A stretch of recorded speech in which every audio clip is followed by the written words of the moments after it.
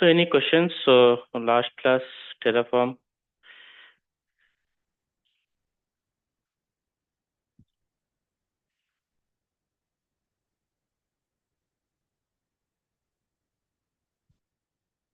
No.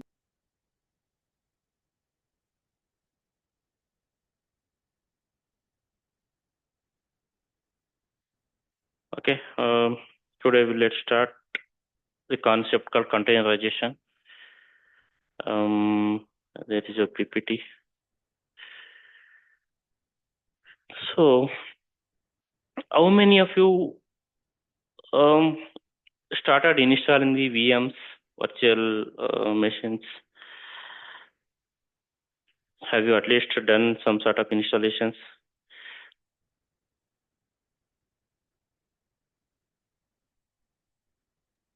No copy. No, you didn't get the time. At least you have idea, right? What is virtual machines? Yeah. Okay. I mean, virtual machine, yeah, I have created in the EC2 instance in Amazon. Okay. So it's just a normal process. From there, I In have done, your but not. in your local desktop, have you tried? No. Okay, fine, not an issue. So if you look at the diagram, what I'm sharing here, so what happened at the olden days, like 10, 15 years back, if you wanted to install one software, you need to build one software called XYZ software. You want one dedicated machine. If you wanted to xyz.com software, if you wanted to develop, you are going to get a separate server which is of let us take a 8 GB RAM minimum. I'm just roughly taking 8 GB RAM and a disk 200 GB processor,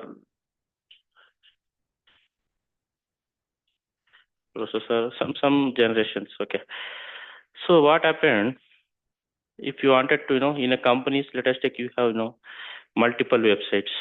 Okay, website 1, 2, 3, 4. For each website, you are going to going to request for multiple servers.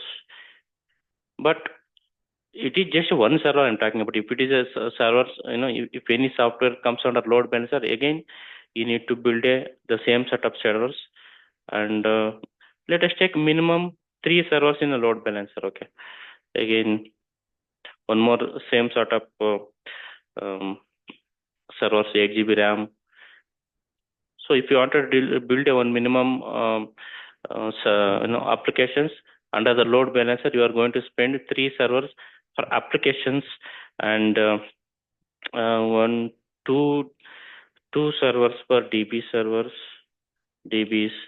and one or two server for some other purpose like file server, and one more server for some other storage purpose, some storage. See, look at this. How many servers you are spending? One server, an approx, I mean, an average one server, if you are paying 1 lakh rupees, so 1, 2, 3, 4, 5, 6, 7 lakhs you are spending just for one website. I'm just telling rough amount. Now, do you think that if you wanted to build one more website, if you are spending xyz2.com website, again you are spending these same sort of servers and one more 8 lakhs. So you are spending a lot of amount on the infrastructure size, as well as you have to maintain a separate data center for these to maintain all these servers. So it is tedious, and it is the it is not the best practice, right? It is keep on growing your infrastructure, data center size if you build the multiple websites. So that's how the virtualization concept comes into the picture.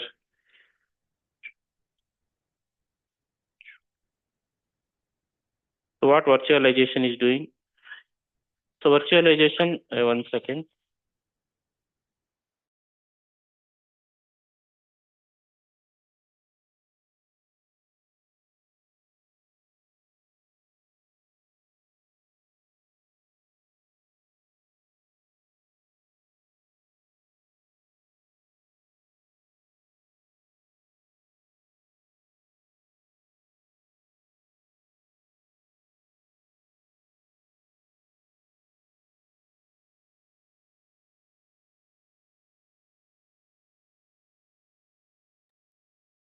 Um, so that is how the virtualization comes into the picture, where you are going to spin up a virtualization on top of the single server. So if you look at the this diagram, you have one server.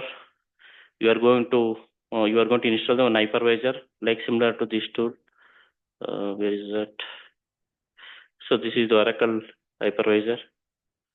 So you are going to install one hypervisor like this on the one of the machine, and again you are going to create a multiple hypervisor virtual machines, right? So that is called the virtualization. So again, what is the drawback? If you are going to install the one VM, you are going to install one another OS on top of it. Again, you are going to spend a lot of the licensing cost. So many things, so many factors comes into the picture when you are spinning up the virtual machines like this. So one for Linux machine, one for Windows machine. So like that, you can at least instead of spending more amount in the bare metal machines, so that at least you have some enhance in the features for creating the multiple virtual machines on top of the physical machines. So like this. But again, you are going to spending a lot of money on the guest OS, and especially you are wasting a lot of resources. If your machine is the physical machine is having a 32 GB of RAM. If you spin up on 10 virtual VMs, so you cannot create the beyond the 10 based on the capacity of the physical machine. So again, a limitation in the virtual machines. You need to spend a lot of time to install the VM virtual OS, guest OS. So many things comes into the picture. But what happened now after the considering the drawbacks of these virtual machines, they are spending a lot of money again on the OS um, activation part and all, and they are consuming a lot of resources. So now the containerization comes into the picture. So what happened in the containerization? You are installing one VM. Let us take one physical server you have. On top of that, you are going to install one OS, right? That is called either it is a Linux or OS, Windows. So on top of it, you are going to install one containerization engine. That's it. Once you install the containerization engine, so you no need any other OS operating system on top of it. You no need to install, and you can build so many containers on top of the single machine. So you don't need any guest OS to the each containerization. It is called just image. So the images, they don't need any sort of guest OS on top of the containerization. So that is how the revolution of machines, the revolution of the infrastructure as a code comes into the picture. Now with the help of the containerization technology, you are going to spin up the machines, containerization like anything, and each containerization, it acts like a one virtual machine, and it is a very less memory consuming, very less resources are consuming. Easily you can, just in a fraction of seconds, you are going to spin up. In a fraction of second, you are going to destroy the machine. But here it is not like that in the VMs. You need, some amount of time to create and some amount of time to destroy the OS also. So that is how the industries, so many companies are adopting the containerization technologies. So that is the reason, so many tools comes into the picture, and Docker is the one among the multiple containerization technology. Let's go through one PPT so that you will get an idea of the history of Docker. So Docker was the initially the founded one of the person called Solomon Hawkins. He was the one who is who initially were working on multiple projects, and they were trying to build some sort of solutions for the containerization. And there was a project called Dot Cloud was the project which was a purely PaaS, platform as a support provider project. So that is how this containerization started the journey. And this Docker initially completed the journey on 18th 2023. And the first release was 0.10 release on 25th March 2030. And so now if you look at the how many images they started using, downloading the things is like this 18,600 plus GitHub users they started, and 38,000 plus images pulling, and contributors 740. The contributor in the sense the companies are started contributing and developing the containerization in a better way. So that is how the containerization technology picked up so fastly. And Dot Cloud Pro pivot to Docker agency in the 1920s. So yeah, this is the launching of their Docker technology. So if you look at the similar tools of the Docker, so there are multiple tools are there, which is again containerization technology utilizing Kubernetes is the orchestration tool. We will going to work on this.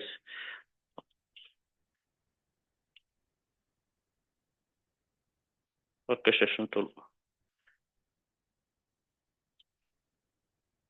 Containerization orchestration tool, the Kubernetes. And similar to RTK is there, Runs is there, LX is there, OpenWedge, Podman, CRIO, Apache, I think. Apache Marathon is there. But out of these things, that why Docker, become more popular. So a lot of, contributors are there for, improvising the Docker. And see, the Docker is one of the solution for the containerization.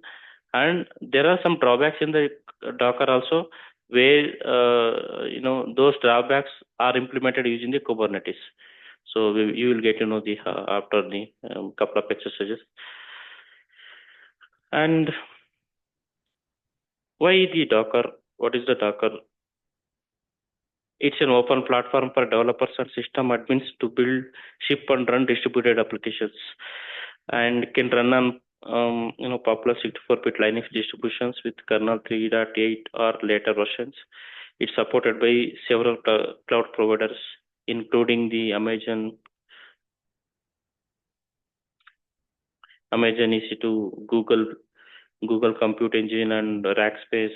So these are the cloud providers. Okay, AWS.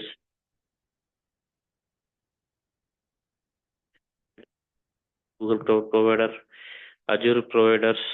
So many cloud providers are there. They all started utilizing this concept.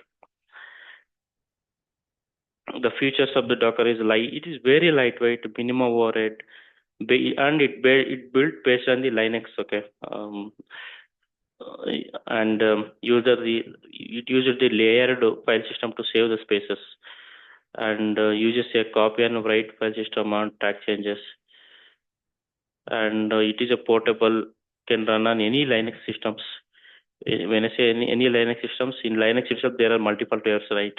Ubuntu is there, Fedora is there, So many flavors, but all Linux systems it is going to support, and also it supports Windows later on. Now it is supporting Windows as well as Mac OS also. So I'll show you a couple of examples on Windows also, so that you will get an idea. Okay. The life cycle of container is initially the first phase is the build phase, where the image from the Docker file is going to build, running in the sense it is going to create the container, committing the things, whatever the you are going to make the changes, it is going to commit and run a container again, and we are going to kill a container. I mean, just the life cycle of the container I'm talking about. Start, if it is already stopped, you are going to start the container, removing the container with the help of RM. RMI is a removing the machine image. So just after hands-on, you will get to know what is this, all these things. Yeah, summary: easy to build, run and share the containers, rapidly expanding ecosystem, better performance compared to the virtual machines. Layered file system gives us a Git-like control images, reduces complexity of the system builds. Okay, so that's all the the theoretical part. I just explained you in just a high level view. So before jumping into hands-on part, do you have any questions?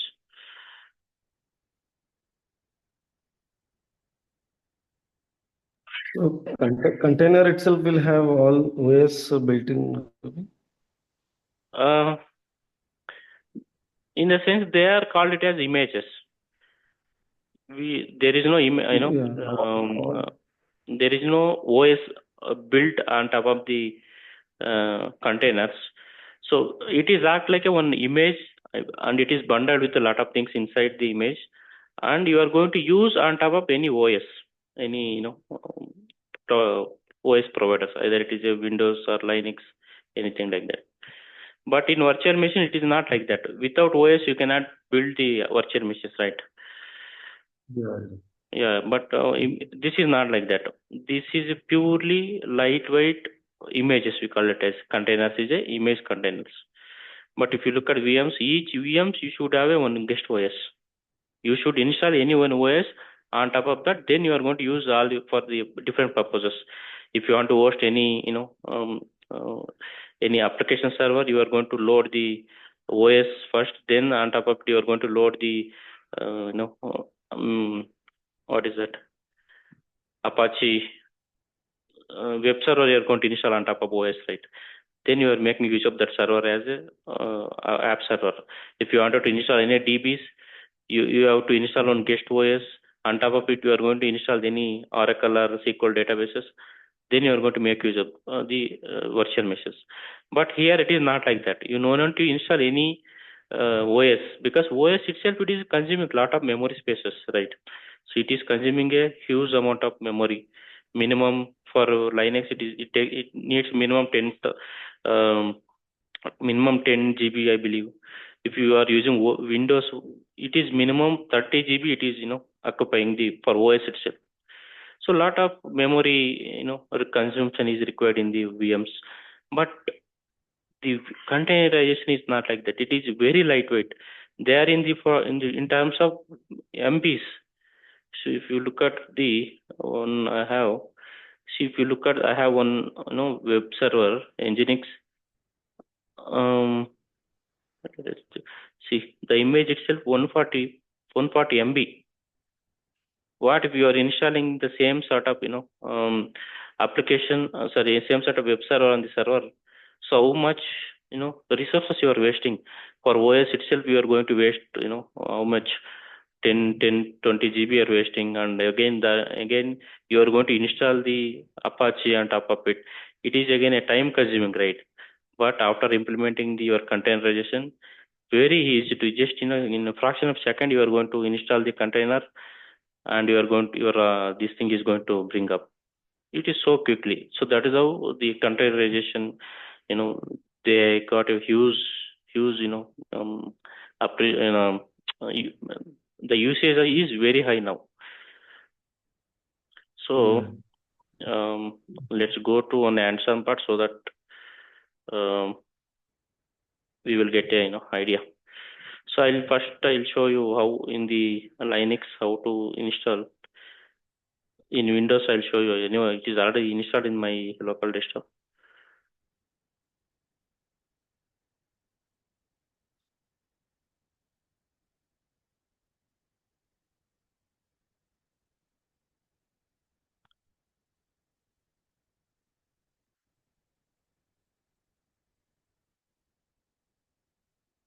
Okay, let me launch one instance.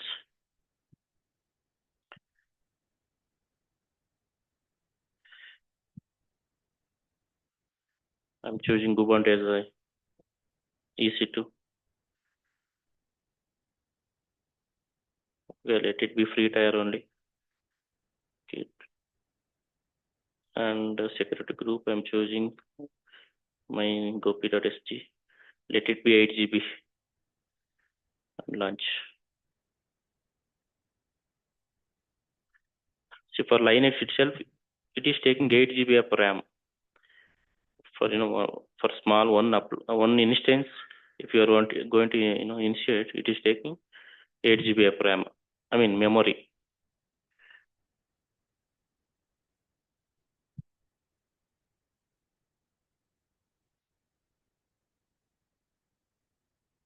Let's connect.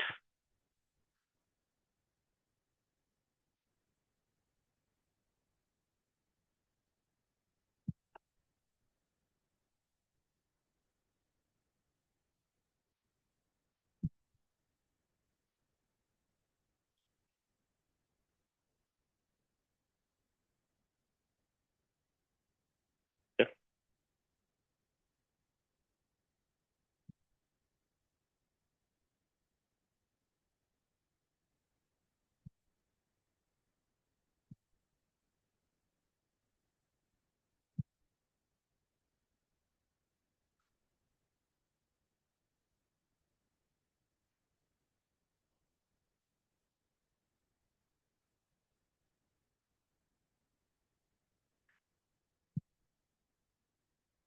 Okay. Install Docker engine and the Ubuntu. Same, uh, you have to follow the same step. I'm going to copy this one here.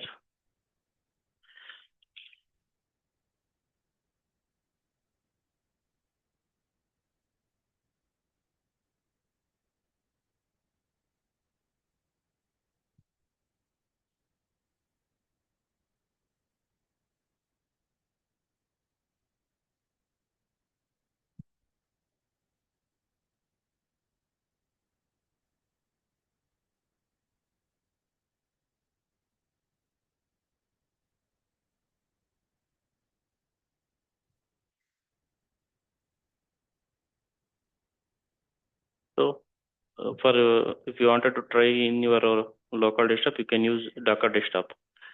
So link I'm providing here.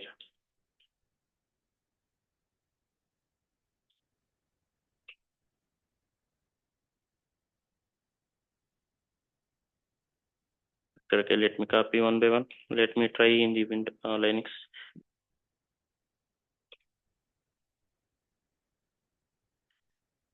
These are all the official documents, right? Okay, direct from Docker itself, they are simplified the steps. Just copy paste one by one.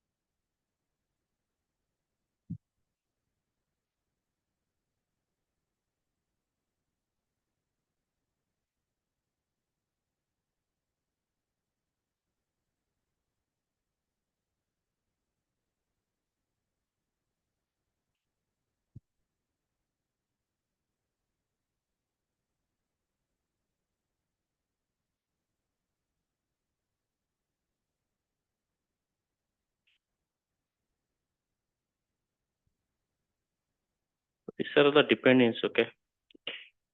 Same order you have to run.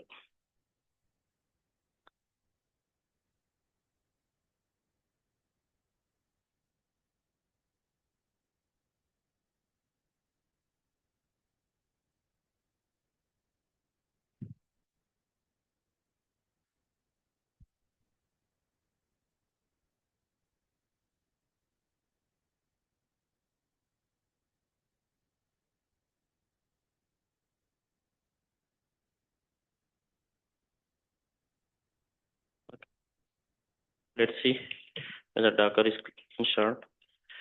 Docker -F1 version. If you type, you should get the Docker version. It means the Docker is successfully installed. Okay. Now I wanted to install one image called Docker. Hello world is one of the image. Okay.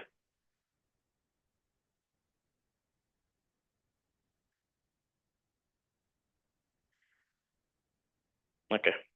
Now how to check whether this image is installed or not? Docker images. If you look at this, there is one image called hello world got installed to your system in the EC2 I just installed. Okay.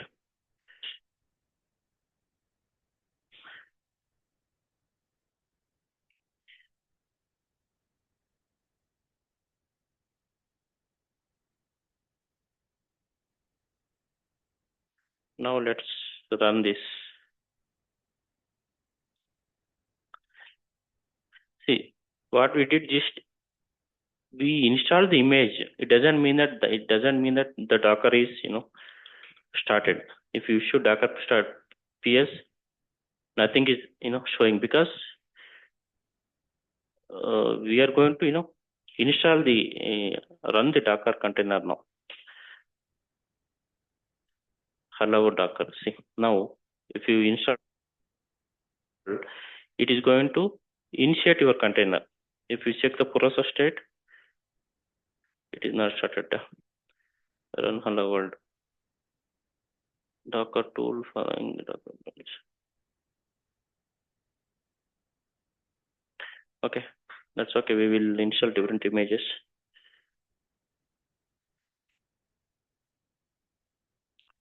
Let me try one different image. Docker run -it name Ubuntu. Just name I'm giving as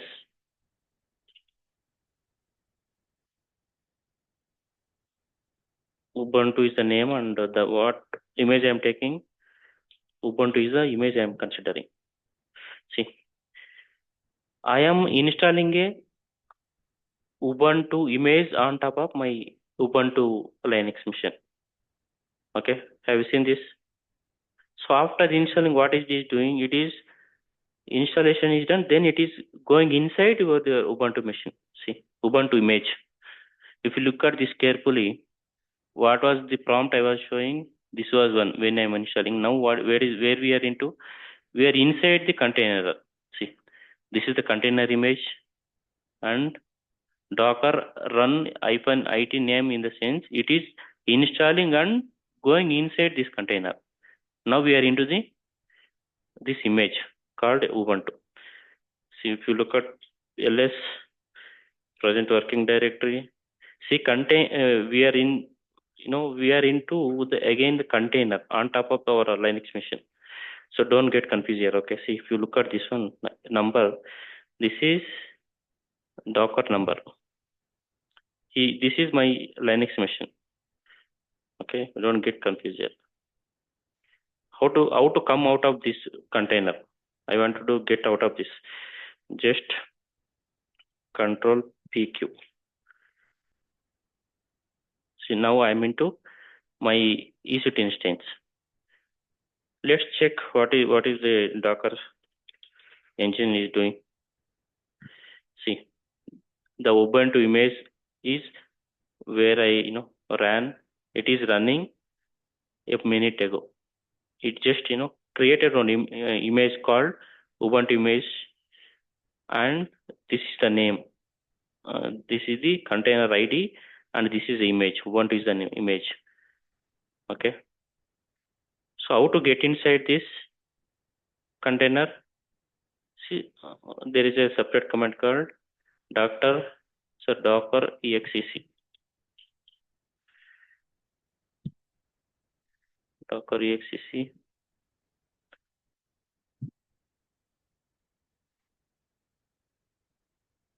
Interact to terminal. You have to use this container ID. Okay.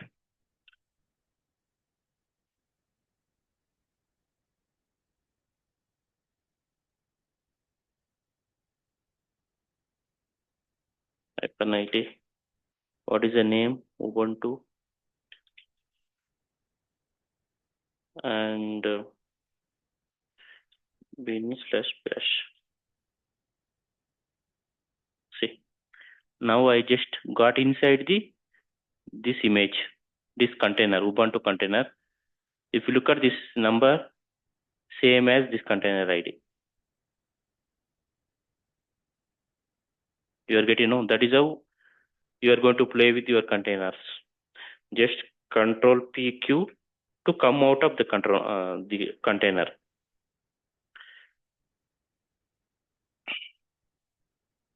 Docker PS. So you are getting right. At least don't get confused here. When I say containers, this is how it looks like. But I'll explain you if you install one any one application server on it, how to access outside the EC2, so that you will get an idea how the containers are working. Okay, let me install one image called Nginx.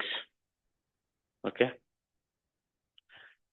so that you will get how this is running inside. Docker run. One more container I'm creating. -d -p. I'm just giving port number. Okay, 8080. So you are installing this Nginx web server, right, on top of this container? Exactly. Nginx. See, now I'm installing one more container with the container images, Nginx image, and I'm naming as a web, and I'm mapping the port. Inside port, by default Nginx runs on the 80 port, and I'm going to map to 880 outside this. Okay, so once you create, you will get to know how to access this one. So now Nginx image is created. Let's check once again. Docker process state. PS is a process state. So that, see, your Nginx got created 7 seconds ago, and this is the port number we had given to access, and the name of the image is web. How to check whether this is we are able to access or not? So since we have mapped the port number from 80 to 8080, we can direct access with the help of public IPs outside also. Just type here 8080.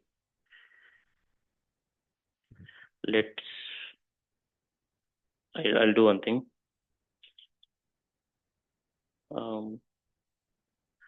Docker stop.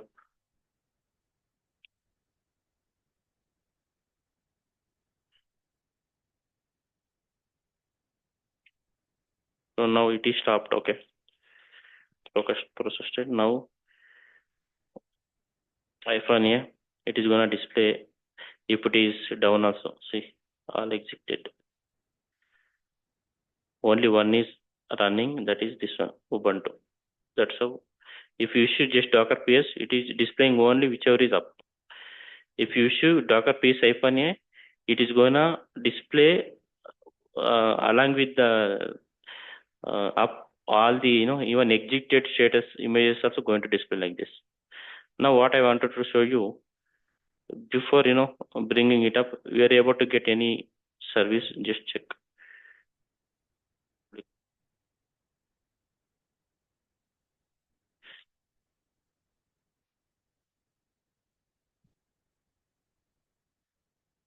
Do you have any app server? I mean, application is running on this on the port number 8080 on the vCity machine? No, right? Nothing is running on this machine. Now I wanted to start this Docker. I wanted to bring it up Nginx.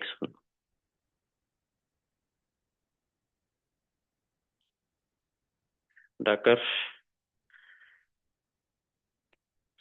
start. I just stopped. No, I'm just starting again now. So see, now it is started. So Nginx started. If you just refresh here, you are going to get the Nginx. See, now I hosted my application on the container. Container name is web, and the application this Nginx is the app server. Application is on hosting on top of Nginx. So that is how your container, you are going to host your application on the container.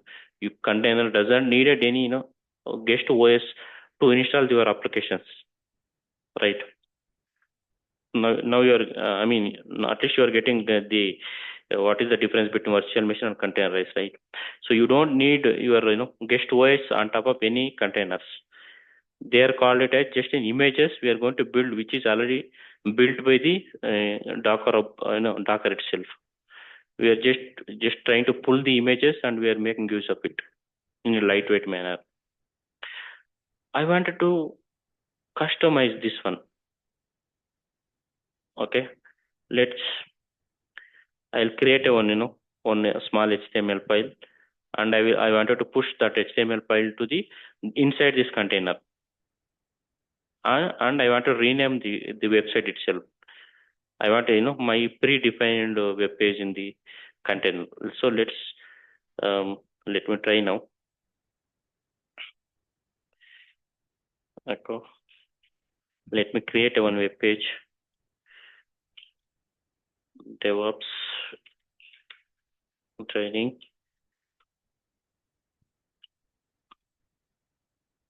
Index.html. I'm just reading. Oh, sorry.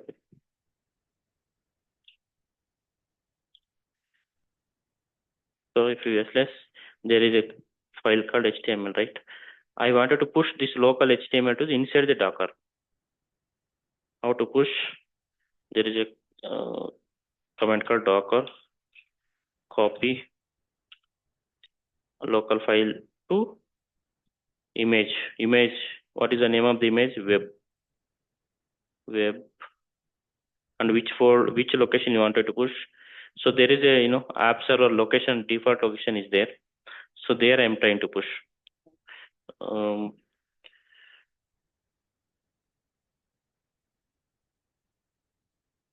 US or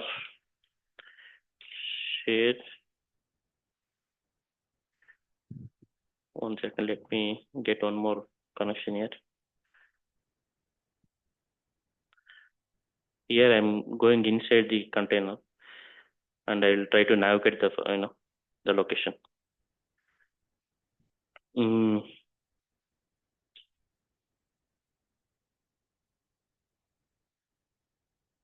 Docker process state.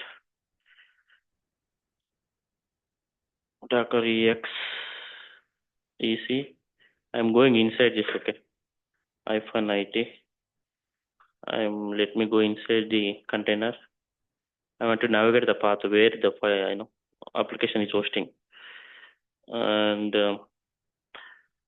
bin bash. So this is by default. I'm getting this bin bash option. Present working directory is this one, and I want to navigate where the application is hosted on the Nginx server. So ls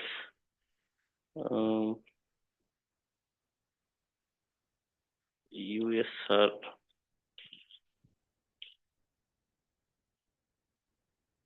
then share. This is the location of the Nginx, okay, where application is hosted. So here, if you look at this cat This is the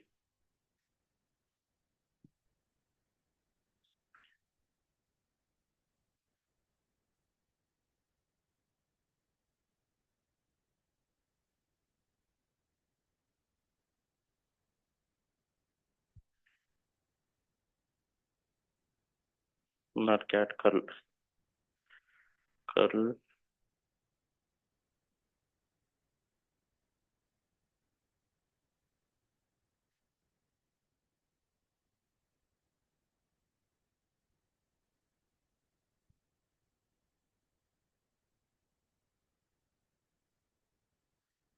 So if you cat this one,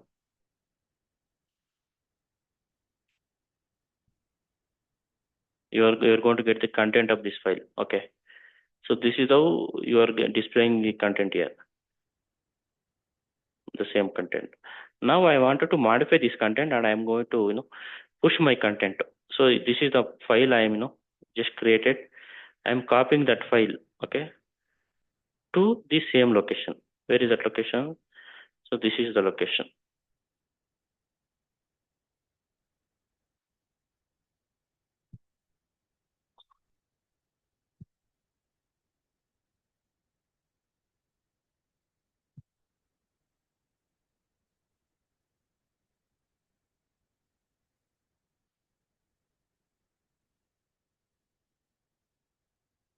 Okay, just enter.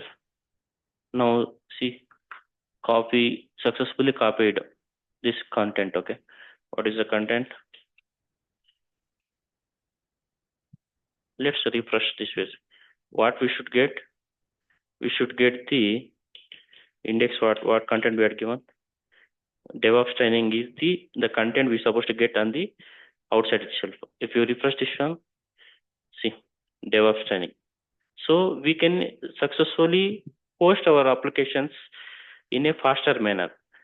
I just, I took a lot of time to modify all these things, but if you're keeping all this content in the Git repository, we can easily map and it is easily, push all the content to your web server like this. Got it, no? So let's terminate and recreate if you want, so that it is easy to do the all sort of exercises in the Docker process. What happened? Oh, we are inside the Docker, no? That's why. Control Z, Control PQ. Control PQ is the shortcut for without stopping the app server, we can come out of this from the container. If you just Control Z, it is going to stop. See, I'll try once again. You are inside the container now. If I do exit, container is going to stop it. If you check the status, it is in a stopped state. Where is that?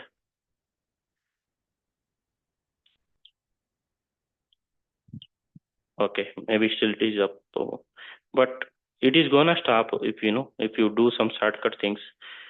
Let me go inside. If I can't press any Control D, it is gonna exit abnormally, and it is going to stop it. But it is showing still up, but it's supposed to be it should not be up actually. Maybe I'm doing something wrong. If you are exiting abnormally, this image is going to stop it. So that's what I was I thought of showing. So let me create one more image so that you will get a now how many containers we created. Two containers we created inside the EC2 machine, which is of very light. The resource is consuming very less. I'm going to create one more image called HTTPD.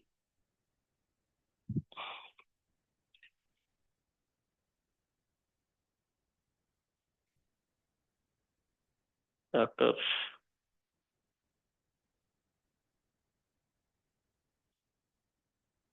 9.d -p I'm giving 8000 as a port number, and 80 is the internal port, and I'm using this first Apache HTTPD.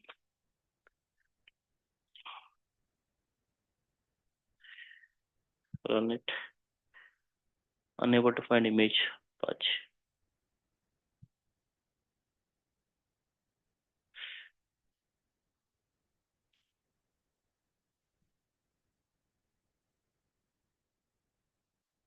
Apache.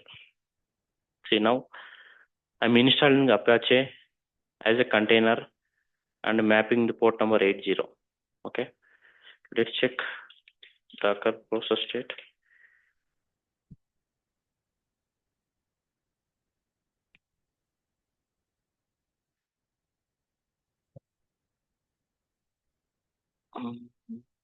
Python here. So where is the Apache?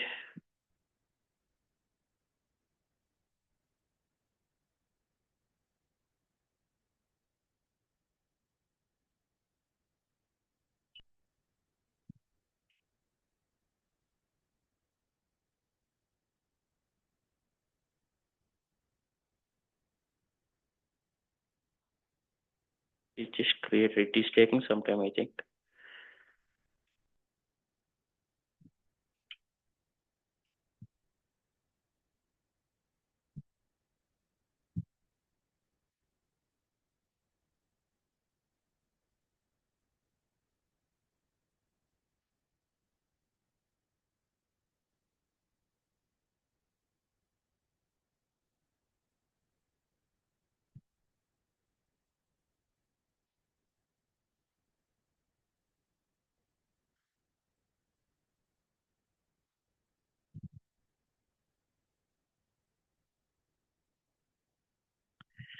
Docker run -d -p 8000 is the port number, and okay. Oh, we did a mistake. Hyphen name we have to pass. That is Apache 2. I am giving name and HTTPD. So this is the right syntax. Now just check Docker process state. See, now we have one more image called Apache 2, and which is exposed 8000 as a port number. Okay. Now public IP with 8000 port number. You're supposed to get this Apache, application. See, here is the container. Apache container is responding your request, and one more is running. Nginx is also running. So now just think, so many you go with the normal process, you have to create 4 machines in order to allocate these web servers. But after implementing the containerization, you are using,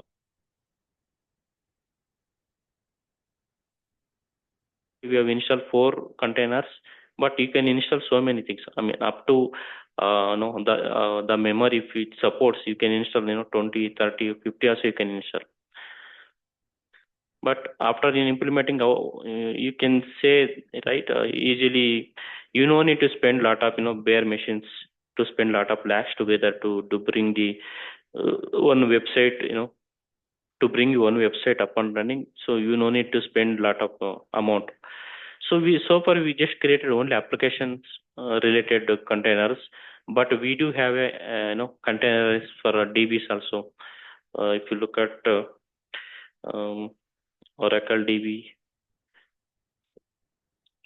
so this is the placeholder for all the Docker images. People, Docker community is spending a lot of time with the creating the images. What is that? NoSQL or what? NoSQL DB is there, no?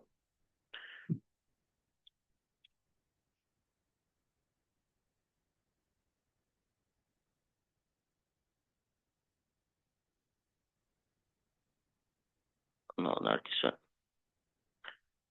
Hub, Docker Hub.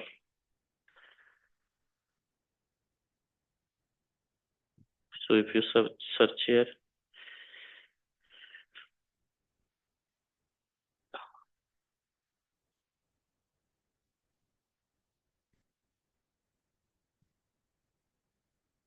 so these are all called as images. So NoSQL is a one image, and Nginx the image one we create just now. So how it is, Docker is fetching from here itself. See the Nginx, the one Docker pull Nginx. From here only, this Docker is going to fetch all the images into your EC2 instance. Then it is trying to build the container. Okay. So that is a don't get confused. Docker itself has their own hub for fetching all their images, and Postgres itself it has their own image for the container. So this itself is see the syntax here. Just copy and paste. You are going to pull a container again, Postgres container. So we one doubt here. So initially, right, we created one Linux machine, right? On top of it, we are creating all images, right? Exactly. So you are spending amount to only one machine. Okay. And on top of one machine, you are installing all these containers. Four, five, applications you are already hosted on each container. But think about if you wanted to, if this technology is not there, you have to spend, for each application you are going to get on a separate machine or separate VM you need to create, and you have to install on guest OS. So a lot of time waste and resource waste, amount waste. So that is how the container. For example, if I take Windows machine, right, there is already a machine, okay, 8 GB, same as Linux. So I'll be installing all these, right, Nginx and Ubuntu. Everything will be there, right? Then what is the difference here and there? Into the Linux. Correct. See, here also we have Linux box, and there also we have Windows box. Windows Here, box. yeah. But what happened? I mean, before containerization technology, how are you going to allocate your machines for each applications? If you want to build a one Prashant.com application, you are going to spend a lot of money to get a servers, right? Again, you are going to maintain a own data center for that, and you need to spend a lot of amount, right? Okay. Especially Docker, if you are installing on top of Windows also, so Docker comes up with the Linux base platform only. All Docker images are built on top of Linux only. So though if you are installing Windows machine also, you are going to install a separate Docker desktop, which is again a Docker based layer, Linux layer only, that one. Okay. Yeah. So instead of spending a lot of money and a lot of time with the how are you going to if you wanted to load balance these applications, one application, how are you going to do that? You need to get a 3-4 servers. Yeah. 3-4 servers. You are going to build all the servers again. 3-4 lakhs you are spending for servers itself, and again that is a hectic process, right? But once you adopt this containerization technology, you are going to create here itself one more container, and you are going to do the load balancing concept. So the load balancer concept comes into the Kubernetes. Here I am just showcasing the how containerization we are making use for each applications. Okay. And also, can you jot down these steps, like how initially we are connecting to the Linux, then how are we creating this containerization, and how Yeah, we are loading the files to the user folder. From there, we are going back to the Linux machine and running, enabling the ports. I'll share you the step part so that you will all steps you have, Okay. all are installation part. From here you will get the Docker PS for getting the process state, Docker run IT. I mean, I'll share you the steps. Okay, I'm just giving this heads up. Okay. All straightforward things are there. Just for understanding you, I'm just explaining one by one. Okay. See, look at each container is act like one server now. They are not interacting with each other. This container, it is not interacting with this container. There is a network layer is there. It won't allow this Nginx servers to communicate to this Apache HTTPD container. So that is how even network part also plays a important role, especially in the containerization technology. And that too, there is a huge security point of view also. Containerization plays a major important role now. I'll take one use case. Let us take Amazon during the festival time or Christmas time. The traffics are expected huge, right? If they are doing some Diwali offers, that the people are trying to purchase so many things and the traffic become a huge. What if you have a 2 3 the application is not under the load balancer. If it is load balancer also, if the traffic become huge, so they can't bear the traffic, right? They're supposed to be auto scaling needs to be in place so that based on the traffic it is automatically going to create the containers. Correct. No, so currently non-peak hours, so we have only 10 Docker containers are there, which is serving the load balancing the things. And suddenly, if huge traffic is coming, so they cannot handle the huge traffic because of the limited resources.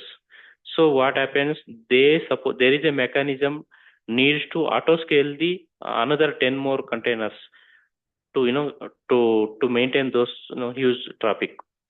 So these sort of auto scaling, auto become once the traffic is become normal, it's supposed to come down automatically. So all this mechanism is done through the uh,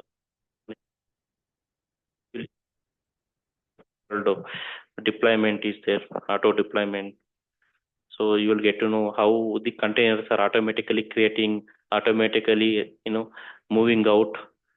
So you will be having a lot of advanced concepts are there. So what if this container is going to remove? I'll remove one container. I'll show you. Docker. Let me stop first. Then I am going to. So does container will have any IP addresses? Yeah. It has their own IP.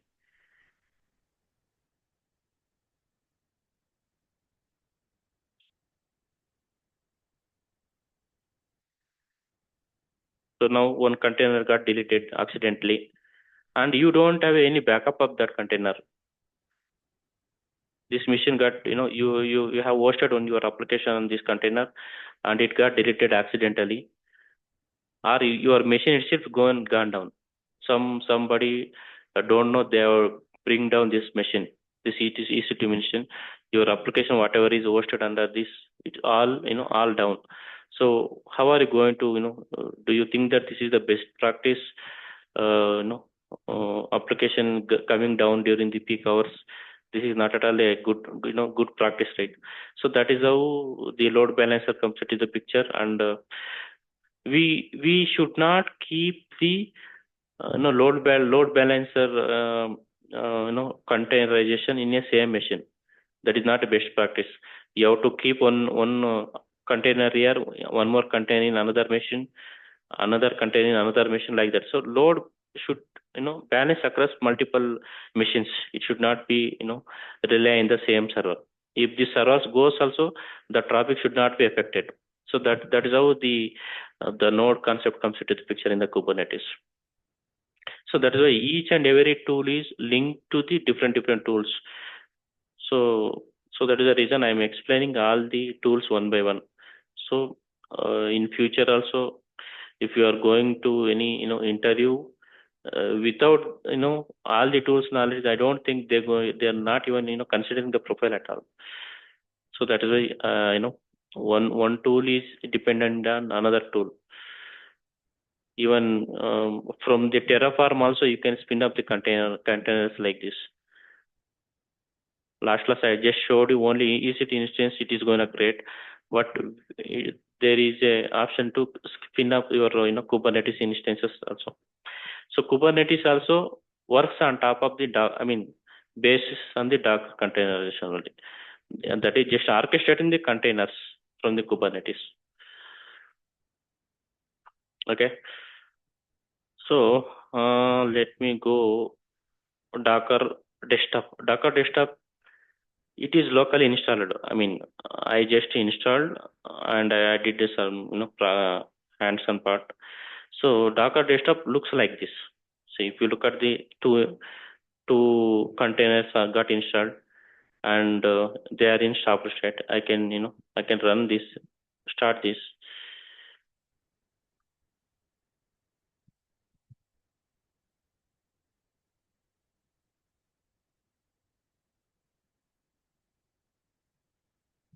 Okay, it is started now. See, if you look at this already port mapped, if I just click, I can get this in local list. See, local host, because the Docker desktop got installed in my local machine, and this one is for HTTPD Apache. If you click here, you'll get like this. So if you don't want to spin up a EC2 machine, you can play in your local desktop itself for the Docker concept. So these are all the images. If you look at these images, these are all the images which is installed in the local repository. Volumes, there is a concept called volumes. We can create one volume called data volume. It is again a storage part. Okay, you are going to allocate one storage. You can keep all your data in the storage itself, so that you can map the storage with each containers. So once you map it with the containers, the data is in safe side. If you terminate the Docker also, your data is still available, and you can spin up with another container. Again, the same data is available in the another container. So that is how volumes comes into the picture. Similar to your, our storage part, how our guys are, attaching the storage to the servers. So that is how it looks like. In container, in Docker also, these volumes plays a major role, especially during the disaster time or auto scaling the time, because all containers should sync the same data, right? Same information should sync across all the containers. In the background, there are a couple of volumes got mapped to each container, and the same data is utilized in all the containers like that. Okay, so at least you got some idea what is a containerization, right?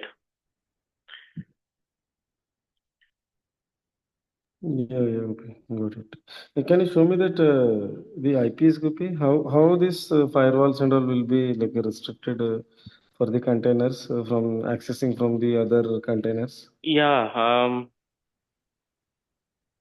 Let me.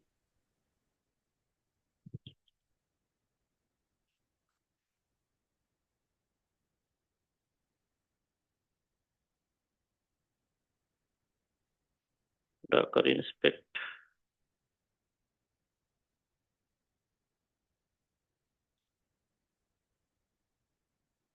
Okay, so if you look at the configuration, see, look at The host name, it is, I mean, not exactly, IPs are configured. There is some number, some random number it is going to allocate to as a host name for these containers.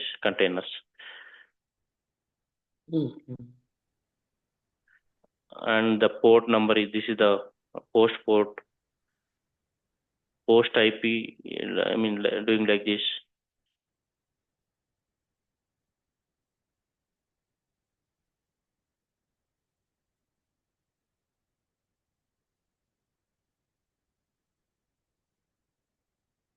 Let me browse Docker network.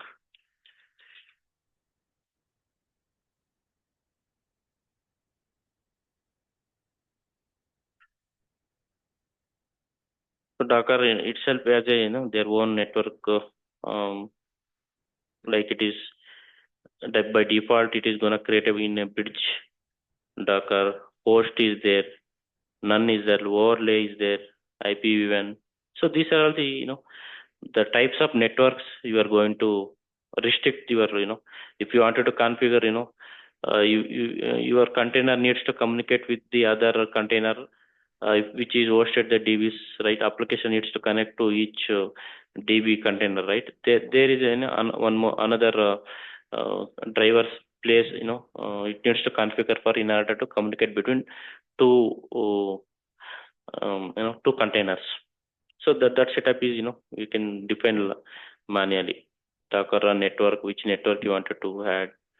So things are there. You can, just explore the things. You will get, all the network part as well. Okay, got it. Yeah. Obviously, see each by default it is denied the connection between two containers. But if app server is running on one container and DB is running on another container, the apps needs to communicate between the DBs, right, to another container. There's supposed to be a mechanism to allow the traffic. So yeah, there different networks comes into the place. And port mapping, as I said, no IP. So internally, inside the container, it has one port, and outside we need to map the different ports in order to access that one. So like this, you can map. I showed one example, IP 8080. I have to give like that.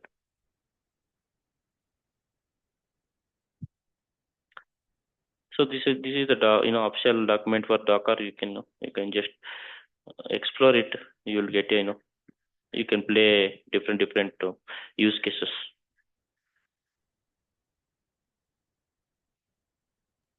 Okay. So any questions, Uday, Sunil? You guys got at least the concept, right? What is the Docker usage of Docker? Yeah.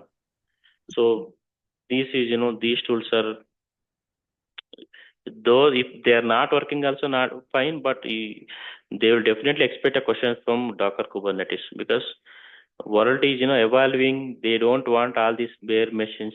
They wanted to containerize their applications. So that is how they're expecting a lot of questions from Docker Kubernetes. So another thing, right?